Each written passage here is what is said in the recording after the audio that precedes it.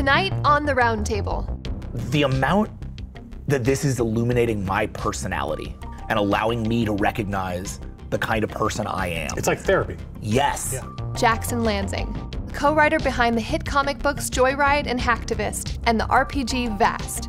Like, I spend a lot of my time on my YouTube channel trying to explain to people that, like, there's a million different ways to be a GM, and that whatever it is that excites you, then that's your path into it. Matthew Colville, a video game writer with Turtle Rock Studios. Sci-fi opens the door to doing everything. Like, if I want a fantasy episode, I can go and do that. We can time travel to, you know, anywhere. Eric Campbell, game master of Eric's TBD, RPG, and GNS Live.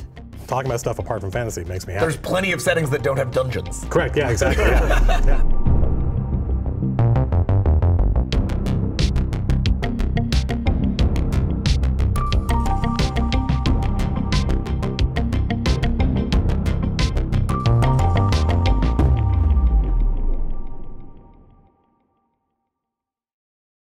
Oh, hey. But you got dessert. Yeah, I did. Yeah. I got a smooth. I didn't know we could. What did you get? This is a smooth Lanzing, which is a drink created by Shay, one of our fans on Vast. I just got You got nice tea. I just got iced tea. Yeah, I don't drink. It's funny because I'm drinking such a traditionally just like, but because my great ancestors used to drink this. But this, in this wonderfully beautiful, delicate glass, is honey mead. Nice. So, did you have them like make it from scratch? I did. I even had them burn a village when they were when they were doing it. The first time we went off. Well, cheers. Cheers To brave new worlds. Yeah, to the Roundtable. Yeah. What were we talking about? We were talking about. Oh, dang, that's good. We were talking about Star Trek. We were talking a lot about Star Trek because we learned very early that we all have this thread in common. Right. I've spent a lot of time designing a Star Trek system because I couldn't find a system I loved. Right. You designed apparently a system that's the closest thing to the one I would have loved. Two different Star Trek RPGs. And you have obsessively collected the books. It's funny from his system. Which is crazy. That is wacky because like I said, I mean, the Decipher RPGs have been out of print for a long time. So people who wanted to pick up and play a Star Trek RPG have been kind of left out in the wind. There have been a lot of like fan-made stuff out there, but for the most part, I think Decipher's RPG has been out of print since like 2005 or something like that. Which is weird to me because I feel like there should always be a Star Trek RPG. I think so too. It should be evergreen. Don't I agree? I'm so glad there's finally this new one coming down the pipe. Yeah, but it drives me out of my mind that because the flip side to the rising popularity of tabletop RPGs means that suddenly it's becoming a collector's market because now, I hadn't thought of that. Now, because because Decipher RPGs, I paid $100 for my starships. Are you serious? Decipher, that one was one of the hardest ones to get. Because I've got like 50 of them. Oh God! Can I flip this table? And by the way, am I allowed to flip the table? I spent my tax return collecting the Decipher RPG. Well, I mean, there's books. some really like talking about storytelling outside of the fantasy genre. There's some. If you just go by like the GM books that we wrote or the core books and the DM's advice in it. There's a ton of like how to take a TV episode and break it down into an RPG episode and into a mission, into an adventure. Like you were talking about watching Deep Space Nine and trying to translate those episodes, and I'm like, a whole bunch of them make great adventures. You have a lot of shows. The thing that I think you can go back to over and over again is like, do you want to know how to run a mystery in a Star Trek system? There's an episode for that. It's like, you want to do a Klingon episode? There it is. It's all there. And it's well, ready you were talking for about doing like Game of Thrones in Star Trek and the space, Klingon Empire, and there is more than ample material just in the show. Klingon Empire, you're right. What I love about running sci-fi games is sci-fi opens the door to doing everything. Like with sci-fi, like in the Doctor Who RPG that I'm running right now, if I want a fantasy episode, I can go and do that. We can time travel to you know, anywhere. We can do all of these things. Star Trek kind of does the same thing with holodecks and whatnot. I myself as a storyteller, I feel limited.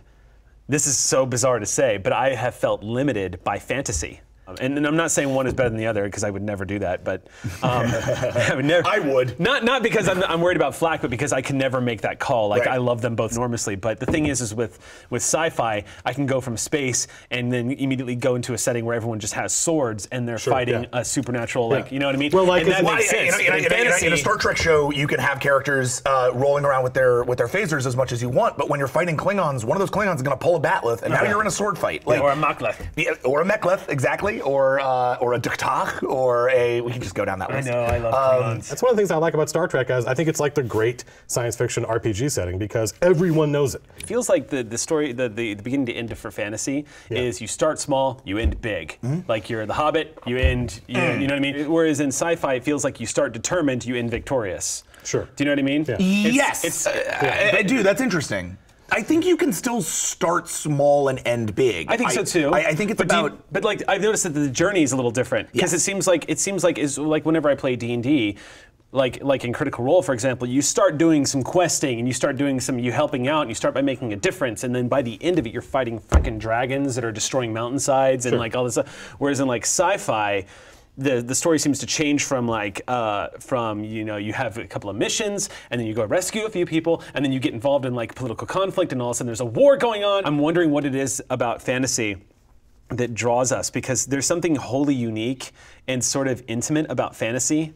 Fantasy, you know where you're looking.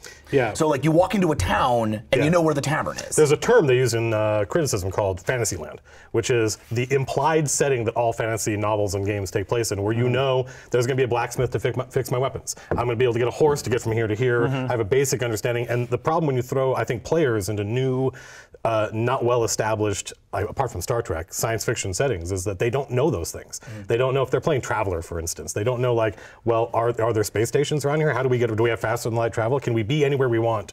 Fantasy as a default setting for RPGs is great, but I actually believe it's very limiting. I've always had a hard time running fantasy as a setting. I find that if I'm gonna run a fantasy setting, I always feel like I've read the story I want to tell. Like I've read too much fantasy, maybe. I'm gonna run into those things where I go, damn, I feel like I'm ripping something off. Whereas if I set it in a universe that runs by a different set of rules, but I'm telling a relatively similar story, I feel like I'm getting something else out of it. With Knights and Orcs, I feel like I'm always going to be walking them through plains and putting them at campfires and walking them up mountains and having them fight dragons. Like with these guys, I can be like, you know, you hit a planet that's filled with rock monsters that act like knights. We can go into these weirder settings. Maybe it's just I have a harder time being creative in fantasy. Now that I'm saying it out loud. Again, I mean, the existence of Fantasyland are answers to questions that you don't want answered. You want to come up with your answers to them. Yeah. You're like, well, I don't. What's the point of playing in this sandbox when everything's already been solved? So it's almost like you gotta be mindful of walking in the shadow of the typical. Yeah. When it comes to fantasy, because like when I great way to say it. Yeah, at least our modern fantasies that are huge today are springing, of course, from Granddaddy Tolkien and his completely disagree and his story. Which there's really good reason, because there's such a huge, rich library of mythology and fantasies that have sprouted up that we've discovered. Of course, Dungeons and Dragons being heavily influenced by Tolkien going forward, and that being like the big kid in the room basically when it comes to like the fantasies that we know today. Maybe sometimes we fall into the trap of that traditional, like, fantasy trope. You know what I'm saying? Like what you were like I said, you just accept that this is what fantasy is. And you're like, well, we already all know that, and that's not interesting, right? Like, it's much more interesting to find out what a hyper-intelligent cockroach with robotic legs is going to react to the situation than it is to find out what another human with a sword is going to do. Like, we've seen that a million times. I hope we haven't created a narrative that sci-fi is better than fantasy, because that's certainly that is no friggin' way I'm saying that. I feel like I'm going to be the defender of fantasy. But no, it's fine. I'll do it. I'll do it if I have to. Please. Maybe it's just because there's such a renaissance in fantasy gaming right now that people want to get back to that. They're excited to get back to that roots, and so it feels like all we're doing is recapitulating The Hobbit and the Hero's Quest over and over again. But like, I've got a one-shot that I run whenever friends are like, hey, we haven't played, that's just Tears of the Sun, the Bruce Willis movie, where these fantasy characters are like, they start at 7th level, and they're a Delta Force team, and they have to go on a mission. That's great. And it's got politics, it's just all done in, like, I think you can do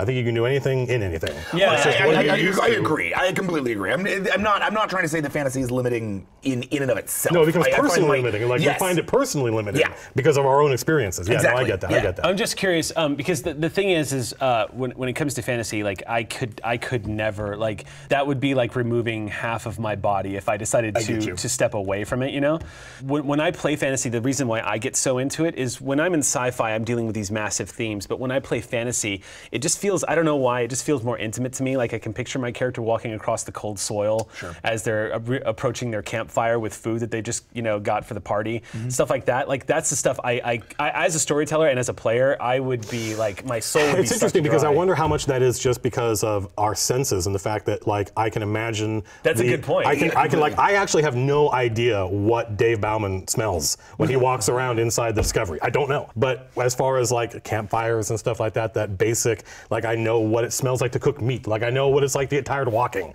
right? And so these are they're more approachable concepts. Yeah, these are things that are kind of built in, and it's easy for the the game master to bust these smells and senses out. But I don't know what it's like. I don't know what a lightsaber smells like. I think you just got it. Like when I think about the Neverending Story and what it would be like to ride on Falcor's back, all I had to do as a little kid was run just really, really fast and feel the wind whipping past my ears, and I could get it. Now, when I'm playing Star Wars, I'm playing with a toy, and I'm imagining everything, and it's really liberating, it's wonderful and everything.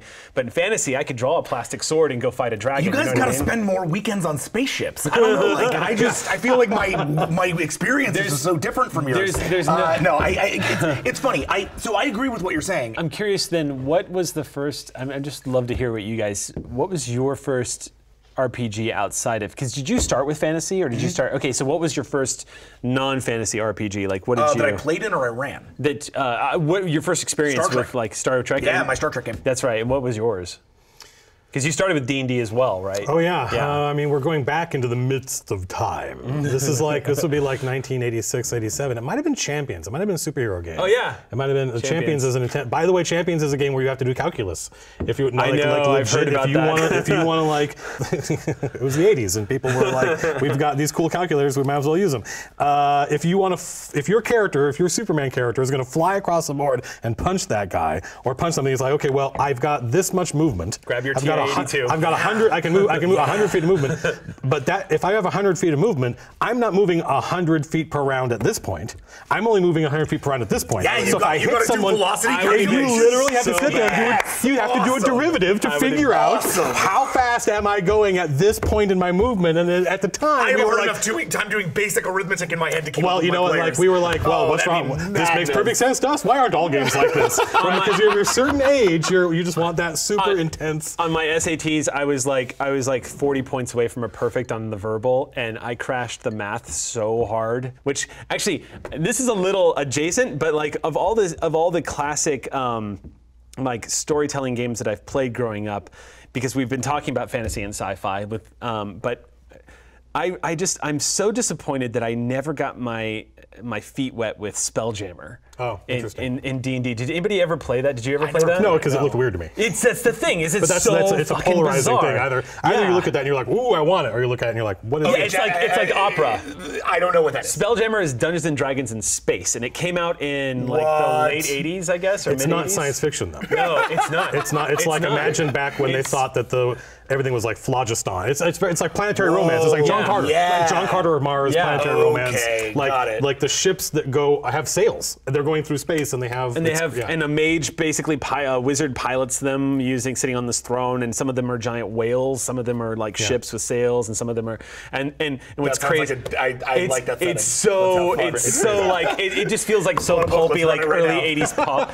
Yeah, I'm like somebody has to have made conversion rules out there. So I'm like always like just checking in. Like they were coming out with all these different sort of genres, so they were trying to branch it out to make it more than just go on this quest, kill this monster, and stuff like that. And right, getting out of the traditional fantasy. I mean, so even they early on were recognizing like the fantasy setting can be limited, but RPGs as a story format are so intensely engaging from a long-term story perspective. I think you can do stuff there that you could never do otherwise. Sure. I mean, every time in 30 years that I've had one player be the mole, there's at least one other player who gets legitimately upset because of how intense an experience an RP. Like I trusted you, I literally trusted you, right, and my character trusted you, and I trusted you, and look what happened. Like, the experience of being a player is so different than the experience of being a dungeon master. Like the dungeon master is literally, I am having to read all these players constantly and judge what are they responding to, and that gets into like my friend Dave when he had kids. All of a sudden, if you needed to engage his character,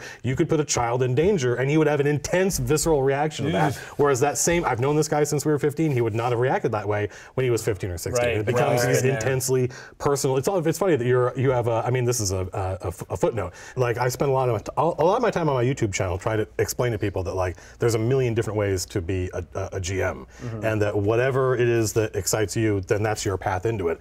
And that comes from me, like, my first DM, and this was Dungeons and Dragons, and this is like 1987, 88. This is somebody who was not a writer and had a serious, like, stage fright. It was dyslexic, and yet, in spite of that, this dude was an amazing DM. And he put this huge map. It was actually a map of the city-state of the Invincible Overlord, and it was a Mayfair product from the Judges Guild, and it was about as big as this table. And every single building on it was keyed. So you could literally go, I want to go here, and he would go flip, flip, flip, okay, that's an alchemy shop. And it was all about urban intrigue and, you know, murder mysteries and stuff like that. And so my first experience had very little to do with kind of knights questing and going and finding an inn and that kind of stuff, and riding on horseback from one point to the other. And that I feel like I've spent most of my life trying to be a DM like that guy was a DM. I had the same experience. Really? Are you serious? That's awesome. So I grew up in South Texas. Okay. From a Southern Baptist family who absolutely believed that Dungeons and Dragons was going to summon the devil and that we were all going to die. And it will. So I had a very rough, like, childhood growing up with regards to my education, because starting from first grade to the day I graduated senior year, I was placed in special education diagnosed with a learning disability. And they told me that because apparently I tested very high on, like, IQ and stuff like that, but I was not taking the material in, and they did. So I got diagnosed with anxiety and attention deficit disorder and all of this other stuff. At a young age.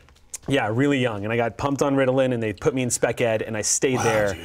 And so I had that typical, like, geek story where, like, I loved, like, I'd want to come to school with my Transformers Trapper Keeper, and I'd get my ass kicked for it. Like, that was kind of thing. By the time I got to middle school, I had run into my friend Curtis, who was a dungeon master, and I decided to give it a try because I saw them just rolling dice at the lunch table one day. And then he, as a DM, like, playing in his game, I will never forget this, but, like, the way he would deliver everything, the way we would come to, like, there's a door, and we'd be like, all right, well, I'm going to try to open it. And he'd be like, he would describe it's not opening, and then he'd be like, and that's when you realize there's no lock.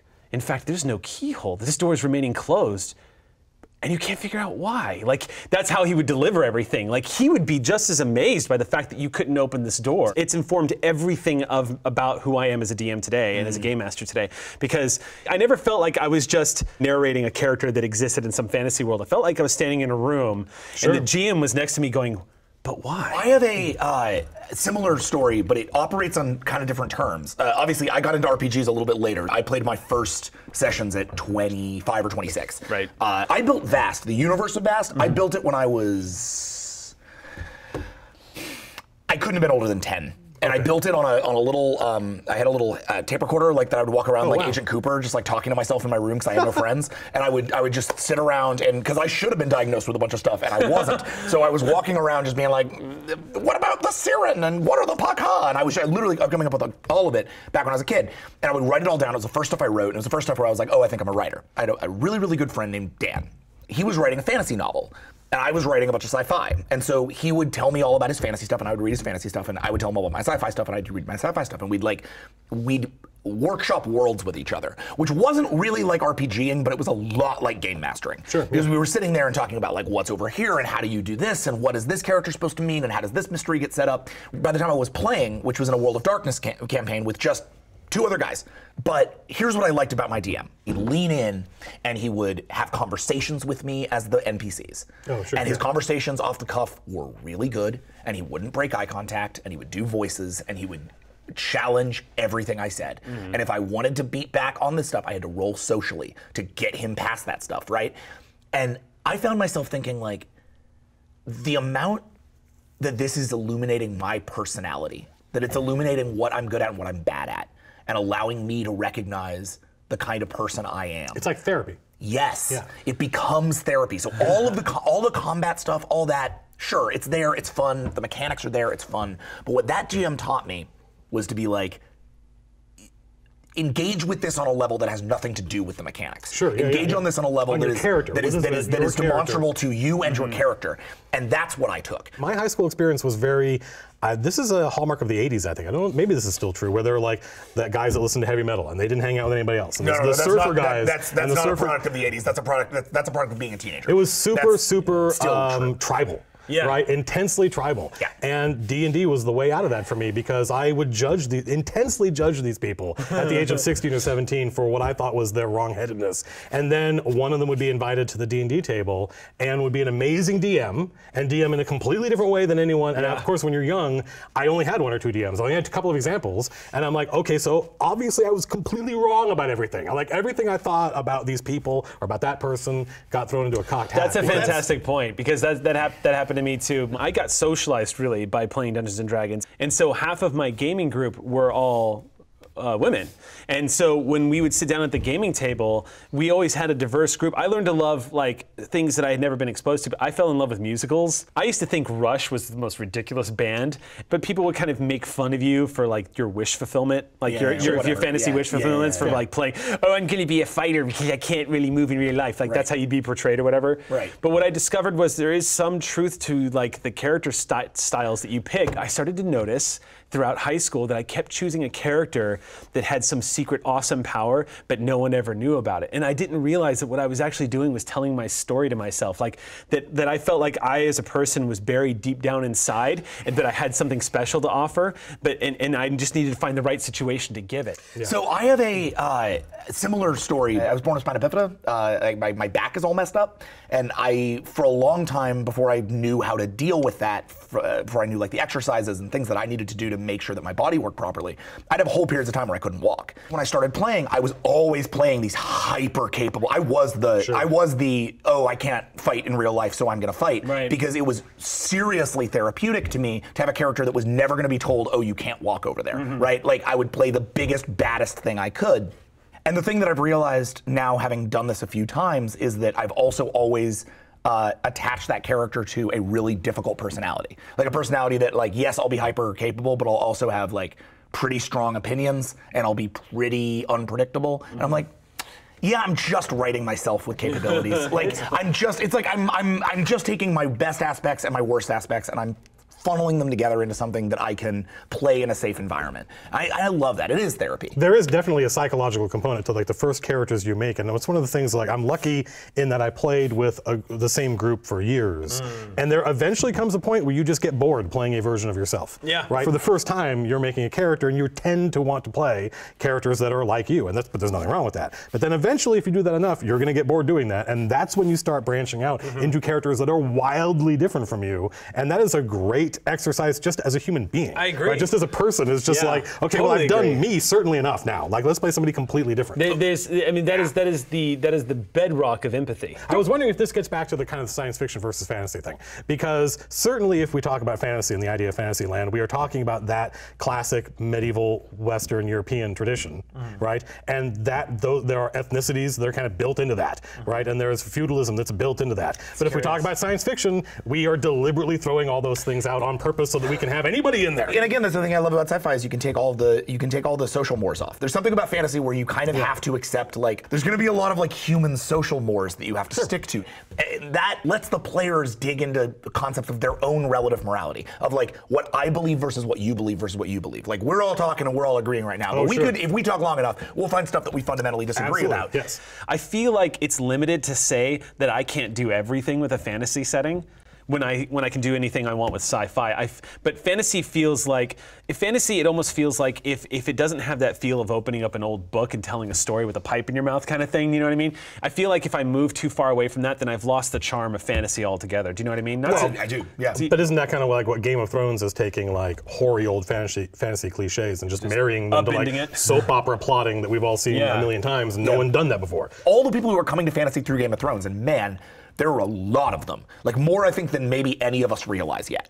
That you're going to see a whole generation of people who are coming down the pike whose primary fantasy is not one that exists wholly on a swords and sorcery level.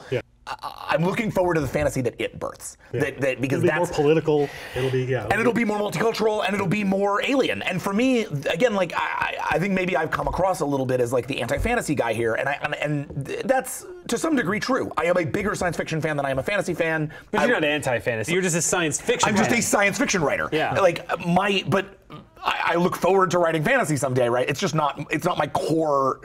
My core belief system was raised on Star Trek. It was raised on science fiction and raised by scientists. So for me, I have this very like that is where my perspective comes from. But in playing games, I think the only advantage that science fiction has had for me is that it allows for the world building to be less limited, for the perspectives to be less limited, for the cultural perspectives to be less limited, and I'm wondering if that's a temporary thing. It's funny that I find myself in a venue talking about mostly science fiction now, but isn't that great that we are in a position where, look, if you're here watching this because you're interested in role playing and you're interested in Dungeon Master, being a GM, there's a colossal variety of things you can do with this, and so let's talk talking about stuff apart from fantasy makes me happy. There's plenty of settings that don't have dungeons. Correct. Yeah. Exactly.